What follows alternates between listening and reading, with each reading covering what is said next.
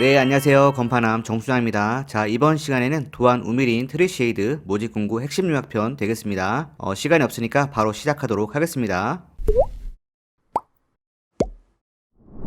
자, 제일 먼저 사업 개요 한번 보시겠습니다. 아래쪽 보시면 입주자 모집 공고가 났죠. 2022년 10월 14일이 되겠고요. 위치는 대전광역시 도안 2, 3지구 되겠습니다. 규모는 84부터 201 펜트하우스까지 이렇게 구성이 되고요. 시행사는 코리아 신탁이고요. 시공사는 우미건설과 부원건설 되겠습니다. 우미건설의 우미린과 부원건설의 트리쉐이드가 같이 시공을 맡아주셨고요. 자, 오른쪽에 보시면 총 세대수는 1754세대 중에서 조합원은 379세대고요. 일반 분양은 1375세대 되겠습니다. 특별 공급 세대는 659세대, 일반 공급 세대는 716세대 되겠습니다. 일반 공급이 조금 더 많죠. 네, 다음은 각 타입별 세대수 한번 보겠습니다. 특별 공급과 일반 공급을 합쳐서 각 타입별 총 세대수가 되겠는데요. 전체적으로는 84 타입이 가장 많고요. 84 A, B, C, D 그리고 84 A1, B1, C1 이렇게 되겠습니다. 104 타입 같은 경우에는 A 타입과 B 타입으로 나누어지게 되어 있고요. 123 타입도 A 타입과 A1 타입 이렇게 나눠지게 되어 있습니다. 네, 그리고 펜트하우스는 173 2세대, 201 2세대로 이렇게 구성이 되겠습니다.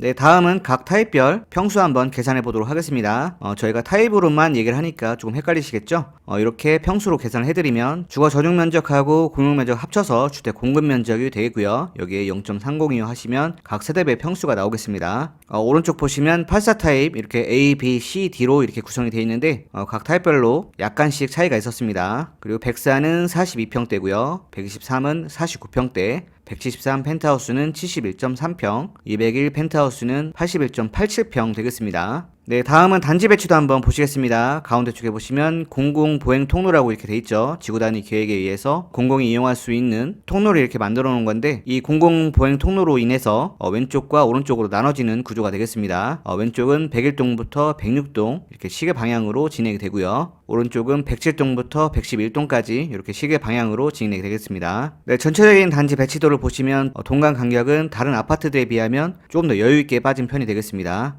대신 이 공공 보행 통로가 어떻게 보면 득이 될 수도 있고 실이 될 수도 있겠습니다. 아파트 단지 주민들만 사용하는 게 아니라 공공이 이용할 수 있는 통로이기 때문에 안전이나 사생활 보호나 쓰레기 처리 같은 관리 문제에 있어서 득이 될 수도 있고 실이 될 수도 있겠습니다. 네, 다음은 동호수 배치도 한번 보시겠습니다. 공공 보행 통로 왼쪽 편에 있는 동들이 되겠죠. 101동부터 106동까지가 되겠고요. 가장 높은 층수는 37층이 되겠습니다. 그리고 오른쪽에 배치된 동들이 되겠습니다. 107동부터 111동까지 배치가 되어 있고요. 여기에 가장 높은 층은 38층이 되겠습니다. 네, 다음은 각 타입별 평면도 한번 보시겠습니다. 84 A, B, C, D 타입 이렇게 되어 있죠. 84 A1은 84 A 타입과 똑같다고 보시면 되겠습니다. 84 A 타입을 기준으로 나머지 타입들을 비교해보면 84 B 타입 같은 경우에는 들어가는 진입로가 조금 차이가 있죠. 84 A 타입보다는 조금 더 넓게 빠진 편이 되고요. 전시 공간이 조금 더 넓었습니다. 네, 그리고 84 C타입 같은 경우에는 주방 쪽이 조금 더 차이가 났습니다. 주방이 조금 더 넓어 보이는 것 같기도 하고요. 그만큼 안쪽으로 좀 깊숙하게 들어간 것 같습니다. 그리고 D타입 같은 경우에는 투베이 타워형 구조가 되겠습니다. 네, 다음은 104 타입하고 123 타입 보겠습니다. 104 타입은 A 타입과 B 타입으로 나눠져 있죠. 마찬가지로 104 A 타입을 기준으로 보시면 104 B 타입은 타워형 구조가 되겠습니다. 주방 싱크대 끝자락 쪽에 식탁을 놓을 수 있는 구조가 되겠습니다. 네, 거실하고 맞닿아 있죠. 네, 그리고 아래쪽 123 A 타입 같은 경우에는 49평이죠. 그만큼 주방 공간이 104 타입에 비해서 조금 더 넓은 편인 것 같습니다. 주방 팬트리 공간도 굉장히 넓게 빠져있는 편이고요. 네, 다음은 펜트하우스 한번 보시겠습니다. 173 P 타입 71.3평이죠. 가운데 쪽에 빨간색으로 표시되어 있는 부분은 옥상 정원, 하늘공원처럼 보시면 되겠습니다. 야외 테라스처럼 꾸미시거나 정원으로 사용하셔도 되겠습니다. 네, 그리고 아래쪽 보시면 201 P 타입 81.87평 되겠습니다. 안방하고 거실, 침실 1, 2, 3, 4가 전부 남향 쪽으로 배치가 되어 있죠. 6베이라고 보시면 되겠습니다. 그리고 야외 테라스도 북쪽하고 남쪽에 각각 이렇게 되어 있는데 면적이 넓은 만큼 야외 테라스 면적도 넓게 빠져 있는 편이 되겠습니다. 네, 다음은 위치 한번 보시겠습니다. 대전 유성구 용계동 산 27-1번지 일대에 이렇게 구성이 된다고 하는데 네, 항공 VR로 한번 보시면 주변에 다 이렇게 계획 중이죠. 공공주택 계획용지, 초등학교 계획용지, 단독주택 계획용지 주변이 이렇게 다 계획으로만 되어 있습니다. 상업용지도 계획 중이고요. 도시셔터 2호선 트램 예정이라고 이렇게 써 있고 공정주택용지 이런 것들은 다 아파트 용지가 되겠습니다. 초등학교 단독주택 용지 이렇게 되어 있는데 전부 다 주변에 계획 용지로 이렇게만 구성이 되어 있습니다. 굉장히 멀리 보고서 계획이 개발이 이렇게 될 것이다 라고 생각을 하시고서 들어가셔야 되겠어요. 네, 다음은 저희 분양가 한번 보겠습니다. 사실 중요한 게 돈이죠. 왼쪽에 보시면 84 A, B, C, D 타입, 104 타입, 123 타입, 펜트하우스 이렇게 가격 정보를 이렇게 표시를 해놨는데 핸드폰으로 보시는 분들은 숫자가 너무 작게 나와서 잘 안 보이실 것 같아요. 먼저 천천히 설명을 드리면 104 타입부터 201 타입은 특이하게 건축비에 대한 부가세가 따로 붙습니다. 10%씩 이렇게 따로 붙어서 공급 금액이 합산돼서 나오는데 저희는 20층 이상의 분양가만 보도록 하겠습니다. 84 타입 중에서 D 타입이 타워형이라서 구조가 제일 안 좋았었죠. 6억 4,840만원부터 6억 7,540만원까지 이렇게 편성이 되어 있고요. 평당 가격은 1,876만원부터 1,986만원까지 되겠습니다. 그리고 104 타입 같은 경우에도 8억 890만원부터 8억 3,400만원까지 이렇게 되어 있는데 평당 가격은 1,903만원부터 1,980만원까지 높게 형성이 되어 있습니다. 그리고 123 타입 같은 경우에도 9억 9,180만원 이렇게 되겠습니다. 평당 가격은 1,998만원 되겠고요. 그리고 아래쪽 펜트하우스 같은 경우에도 173 P타입 17억 2,910만원 되겠고요. 201 P타입 19억 8,540만원 되겠습니다. 펜트하우스는 평당 가격이 2,425만원 되겠고요. 근데 여기에 저희는 발코니 확장을 일단 해야겠죠. 그래서 발코니 확장 비용도 추가로 붙겠고요. 그리고 추가적으로 옵션을 어떤 걸 선택하느냐에 따라서 추가 옵션 비용도 추가된다고 보시면 되겠습니다. 발코니 확장 비용 같은 경우에도 이렇게 가운데 쪽에 표시를 해드렸는데 84 타입 같은 경우에도 1,600만원부터 비싼 거는 2,300만원까지 이렇게 되겠습니다. 그리고 104A부터 123A까지 이렇게 보시면 발코니 확장 비용이 2,000만원대입니다. 네, 그리고 펜트하우스 같은 경우에도 173 P타입이 3,400만원, 201 P타입이 3,200만원이니까 펜트하우스의 발코니 확장 비용이 제법 비싼 편입니다. 대충 요약해서 보시면 분양가하고 발코니 확장 비용을 합치면 약 7억부터 20억 사이에서 이렇게 시작을 하고 여기에 추가 옵션 비용하고 추가 제세 공과금이 있으니까 이 점을 염두해 두시고 청약에 임하셔야겠습니다. 네, 다음은 청약 일정 보시겠습니다. 특별 공급과 일반 공급 청약 일정 알아보도록 하겠습니다. 특별 공급은 2022년 10월 24일 월요일 날 진행이 되겠고요. 기관 추천, 다자녀, 신혼부부, 노부모, 생애 최초 이렇게 되겠죠. 그리고 조정 대상 지역이 해제됨에 따라서 1순위에 대한 요건들이 조금 변경이 됐습니다. 예전 같았으면 1순위 해당과 1순위 기타로 이렇게 나눠지게 돼 있는데 그냥 대전, 충남, 세종시에 거주하시는 분들은 1순위로 이렇게 들어가게 되겠고요. 대전 1년 이상 거주자분에 한해서 우선 공급된다는 점은 염두를 해주셔야겠습니다. 10월 25일 날 청약을 하시면 되겠고요. 그리고 2순위 같은 경우에는 1순위에 해당하지 않으시는 분들이 청약을 하시면 되겠습니다. 10월 26일 수요일 날 2순위로 청약을 하시면 되겠고요. 청약하실 때에는 인증서들이 필요한데 다른 영상에서도 많이 다뤘기 때문에